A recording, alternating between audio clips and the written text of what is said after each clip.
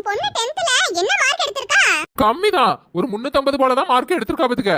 இதுவும் நல்ல மார்க் தான்க்கா. அவளே பாவம் உடம்பு சரியில்லாம வேற இருந்தால 12th உன் பொண்ணு நல்ல மார்க் எடுப்பா. சரி பாப்போம். ஏக்கா கோவத்துல பிள்ளைய திட்டிராதக்கா, பாவம் மனசு உடைஞ்சு போயிருவா.